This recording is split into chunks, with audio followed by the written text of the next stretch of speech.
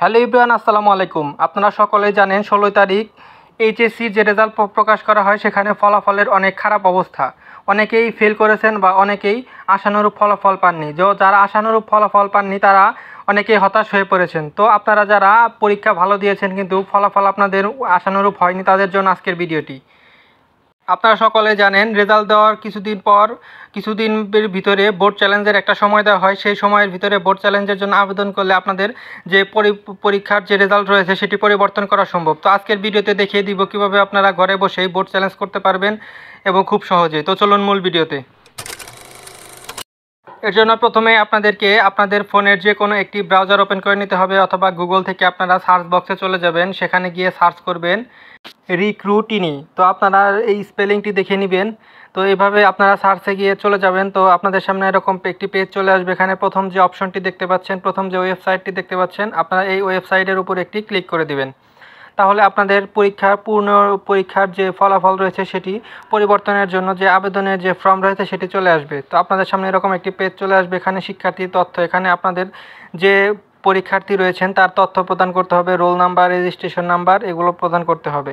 তো এর জন্য প্রথমে আপনাদের যে অপশনটি রয়েছে বোর্ড, আপনারা কোন বোর্ড থেকে পরীক্ষা দিয়েছেন সেই বোর্ডটি আপনাদেরকে সিলেক্ট করতে হবে। তো এর পরবর্তী যে অপশনটি রয়েছে রোল নাম্বার, এখানে আপনারা আপনাদের রোল নাম্বারটি দিয়ে দিবেন, এবং এর পরবর্তীতে যে অপশনটি রয়েছে রেজিস্ট্রেশন নাম্বার, এখানে আপনারা রেজিস্ট্রেশন নাম্বার দিয়ে দিবেন, এবং এর পরবর্তীতে যে অপশনগুলো রয়েছে সেগুলো সিলেক্ট করা থাকবে। তো এরপর আপনারা যে জমা দিন অপশনটি রয়েছে এখানে ক্লিক করে দিবেন। তাহলে পরীক্ষার্থীর যে তথ্য রয়েছে সেগুলো নিচে দেখাবে, রেজিস্ট্রেশন নাম্বার, রোল নাম্বার এবং সবগুলো নিচে দেখাবে, এবং ইতিমধ্যে আবেদন করেছেন কয়টি এবং মোট পরিশোধিত অর্থাৎ কত টাকা পরিশোধ করেছেন সেগুলো এখানে দেখাবে। তো এরপর আপনারা উপরের দিকে চলে আসবেন। উপরের দিকে দেখবেন লেখা রয়েছে মোবাইল নাম্বার দিন, অর্থাৎ আপনাদের যে কোনো একটি সচল মোবাইল নাম্বার দিতে হবে। অর্থাৎ আপনার রেজাল্ট যদি পরিবর্তন হয় তাহলে তারা রেজাল্ট মেসেজের মাধ্যমে আপনার সিমে জানিয়ে দিবে। তো এখানে আপনারা আপনাদের একটি সচল ফোন নাম্বার দিয়ে দিবেন। অবশ্যই ফোন নাম্বারটি এখানে পুনর্বার বা দ্বিতীয়বার দিয়ে দিতে হবে। এরপর আপনারা এখানে নিচের দিকে লেখা রয়েছে জমা দিন, যে অপশনটি লেখা রয়েছে আপনারা এই জমা দিন অপশনের উপর একটি ক্লিক করে দিবেন। তার পরবর্তী পেজে চলে আসবে। এখানে আপনাদেরকে সাবজেক্ট নির্ধারণ করতে হবে, অর্থাৎ কোন সাবজেক্টের জন্য আপনারা বোর্ড চ্যালেঞ্জ করতে যাচ্ছেন সেই সাবজেক্টটি নির্ধারণ করতে হবে। তো এখানে আপনারা যতগুলো বিষয় পরীক্ষা দিয়েছেন সবগুলো বিষয় কিন্তু এখানে রয়েছে। সো আপনারা যে বিষয়ে যে নাম্বার পেয়েছেন বা যে গ্রেড পেয়েছেন সেগুলো এখানে দেখাবে। তো আপনারা আপনাদের যে সাবজেক্টে বোর্ড চ্যালেঞ্জ করা প্রয়োজন সেই সাবজেক্ট এখান থেকে নির্বাচন করুন, যে অপশনটি রয়েছে আপনারা এই নির্বাচন করুন অপশনের উপরে একটি ক্লিক করে দিবেন। তাহলে আপনার ওই সাবজেক্টটি নির্বাচিত হয়ে যাবে। সো আমি যদি নির্বাচন করুন এর উপরে ক্লিক করে দিই তাহলে দেখুন সাবজেক্টটি চলে গেছে, অর্থাৎ সাবজেক্টটি সিলেক্ট হয়ে গিয়েছে।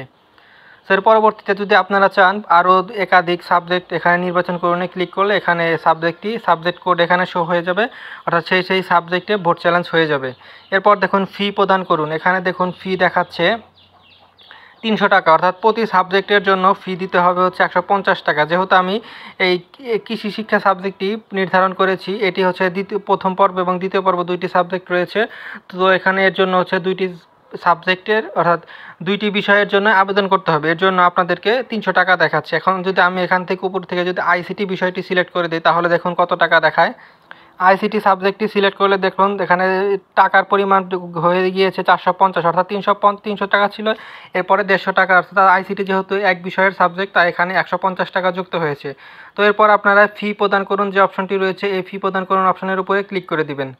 তো এখানে দেখুন ফি প্রদানের জন্য বিষয় নির্বাচিত হয়েছে, অর্থাৎ যে বিষয়ে আপনারা নির্বাচন করেছেন সেগুলো এখানে চলে এসেছে। এবং আপনি যদি চান যে একটি সাবজেক্ট বা মুছে দেবেন বা ভুল হয়েছে তাহলে মুছে দিন অপশনে গেলে এই যে সাবজেক্টটি আপনি নির্বাচন করেছেন সেটি এখান থেকে ডিলিট হয়ে যাবে। তো এখানে দেখুন উপরের দিকে চলে আসলে দেখবেন এখানে দেখাচ্ছে টোটাল টাকা হচ্ছে 450 টাকা পরিশোধ করতে হবে। আপনারা বিকাশ, নগদ, সোনালী সেবা বা ডাচ বাংলা, রকেট অর্থাৎ সব মাধ্যমেই এখানে পরিশোধ করতে পারেন। তো এখান থেকে এখন পরিশোধ করার জন্য আপনারা এখান থেকে বের হয়ে যাবেন। এরপর আপনারা যদি বিকাশ বা নগদের মাধ্যমে, আমি বিকাশের মাধ্যমে দেখিয়ে দিচ্ছি, এর জন্য বিকাশ অ্যাপসে চলে যেতে হবে। এরপর পিন নাম্বার দিয়ে লগ ইন করে নেবেন। এরপর আপনারা যদি প্রথম উপরের দিকে যদি এডুকেশনাল অপশনটি থাকে তাহলে অপশনটি সিলেক্ট করে নেবেন, আর যদি না থাকে তাহলে এখানে দেখুন লেখা রয়েছে আরও দেখুন, এই আরও দেখুনে ক্লিক করে এখানে এডুকেশন ফি যে অপশনটি রয়েছে সেই অপশনটি আপনারা এখান থেকে সিলেক্ট করে নেবেন। তাহলে আপনাদের সামনে এরকম একটি সার্চ অপশন চলে আসবে। এখান থেকে যেহেতু আপনারা লিখে দিবেন এইচএসসি লিখলে আপনাদের যে অপশনটি হয়েছে সেই অপশনটি এখানে চলে আসবে, অর্থাৎ এসএসসি রিক্রুটমেন্ট অপশনটি দেখুন এখানে চলে এসেছে 2025-এর। তো আপনারা এই অপশনটি সিলেক্ট করে দিবেন। তো এখানে সিলেক্ট করে দিলে আপনাদের সামনে দেখবেন এরকম নতুন একটি পেজ ওপেন হয়ে যাবে। তো এখানে আপনাদেরকে অর্থাৎ যে স্টুডেন্ট রয়েছে সেগুলোর তথ্য দিতে হবে, অর্থাৎ এখানে বোর্ড দিতে হবে। এর পরবর্তীতে দিতে হবে হচ্ছে পাশের বছর, অর্থাৎ পাশের বছর যেহেতু 2025 সিলেক্ট করা থাকবে। এরপর আপনাদের রোল নাম্বার দিয়ে দিতে হবে। তো রোল নাম্বার দিয়ে যদি এগিয়ে যান, ক্লিক করেন, তাহলে আপনাদের যে তথ্য রয়েছে সে তথ্যটি এখানে চলে আসবে এবং কত টাকার জন্য আপনি আবেদন করেছেন সেই টাকাটিও দেখাবে। তো আমার এখানে যেহেতু 450 টাকা, সে 450 টাকা কিন্তু চলে এসেছে।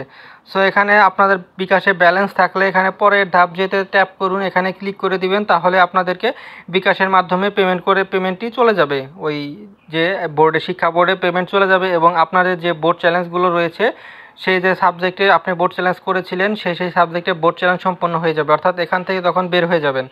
তো এখান থেকে বের হয়ে আপনারা সেই আগের ওয়েবসাইটে চলে যাবেন।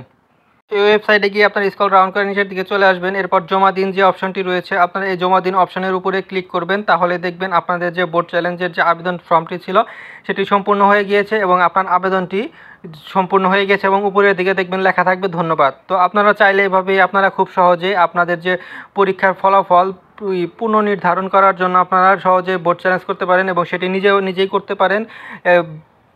বাহিরে গিয়ে বা কারো মাধ্যমে করতে হবে না, বাহিরে গিয়ে আপনারা নিজেইভাবে চেষ্টা করলে করতে পারেন।